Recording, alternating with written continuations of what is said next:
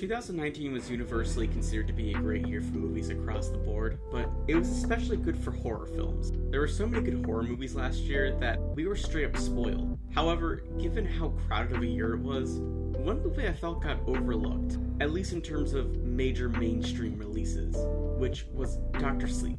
It was easy to see why this got lost in the shuffle. 2019 was such a good year for movies, especially in horror, and it was the third Stephen King adaptation that year. Upon rewatching it though, especially with the director's cut, I can easily say it was the best adaptation out of the three of them. My first impression of the film was lukewarm, but after watching this cut, I think director Michael Flyanigan really got to tell the story he wanted to tell. In fact, I'd say it was one of the best movies of 2019, and I'd even put it in my top 10. So here's me telling you to watch it, but I also really want to spoil it. So here's some basic thoughts, and then I'll go into a bit more detail. A lot of people's main criticism of the film is that it's not scary, which is fair, but I'd argue that not every horror film needs to be scary.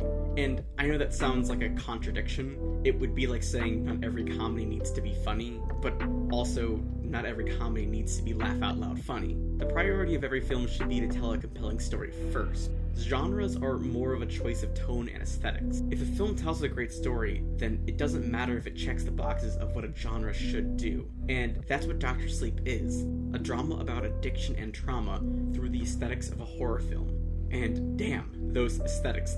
There are so many beautiful looking shots in this film, and even though this film's not particularly scary, it still has a creepy atmosphere throughout, especially when you get to the Overlook. I think it definitely accomplishes what it needs to accomplish as a horror film, but as a drama, it's still great. Ewan McGregor's the perfect adult Danny Torrance. You can really feel the weight of the trauma he carries with him, while still managing to be a caring person. But my boy Obi-Wan never misses. The rest of the cast is also great. Newcomer Kylie Curran is a fun counterpart to the world-weary McGregor, and Rebecca Ferguson is just the right amount of hammy for Rose the Hat. All in all, it's a great drama and adaptation of the book, so give it a watch.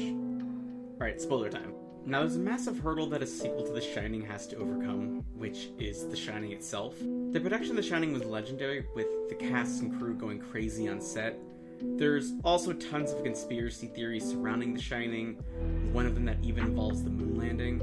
And that's the issue with making a sequel to it. The Shining is more myth than movie. There's no way to replicate that, which is why I think Flanagan's decision to go in a more traditional path was the best move. It's definitely more in line with King's sensibilities, while barring the visuals of Kubrick, which is impressive, because if you know anything about the Shining film, it's that King hates it. This is due to two reasons. The first being stylistic differences. King's horror is more existential, while Kubrick's is psychological.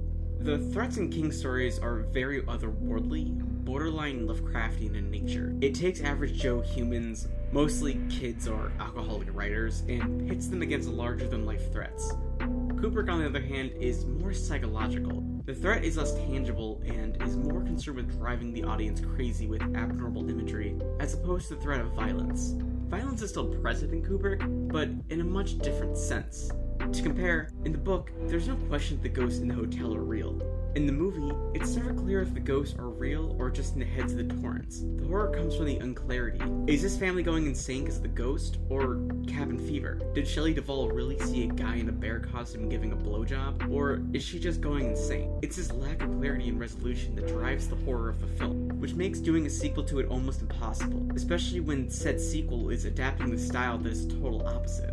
I think this is why some of the borrowed imagery feels a little bit shallow, since the context just isn't the same. Since there's no question that the ghosts this time are real, it's not nearly as scary.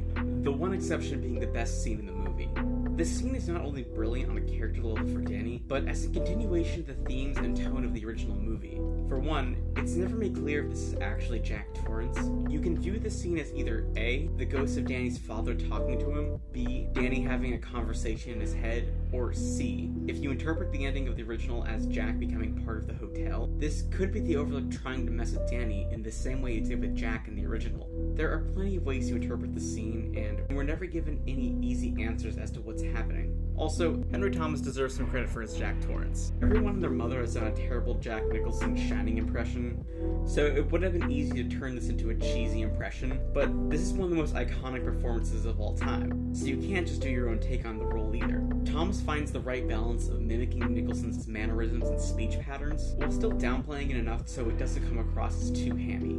Alright, so I think it's time to talk about the real reason people discuss this movie, which is the ending. There's another much more personal and bigger reason why King hates the original movie, which is the treatment of Jack Torrance. In the original, we get a descent into madness that ends with the ultimate demise of Jack. The book, however, is very different. Jack, while still a flawed man, is much more likable. The book ends with Jack overcoming his demons, both literal and metaphorical, ultimately sacrificing himself to save his family. It's a bittersweet ending, but one with much more positive catharsis to Kubrick's ambiguous and dark ending.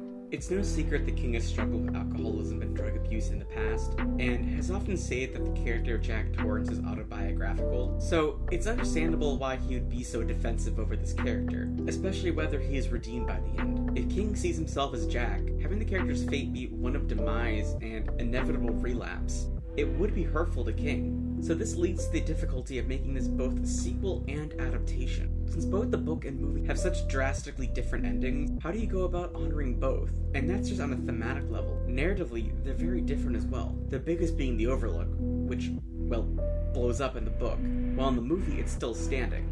All of this creates a Herculean task of adaptation, which makes Flanagan's solution to this extremely clever and even profound. Flanagan sets the final confrontation in the Overlook, while in the book, it's in the ruins of the hotel, which is now a campsite. But where they drastically differ is what happens after Danny defeats Rose the Hat. Once Danny unlocks all of the ghosts of the hotel, Danny's possessed by them, in the same way Jack was in the original novel. From there, the beats follow almost exactly as they were in the final act of The Shining book, with Danny as Jack and Abba as Danny. However, unlike in the movie, Danny is able to overcome the possession, destroying the hotel once and for all and saving Abba. Its ending is completely different from the book, as Danny is still alive by the end.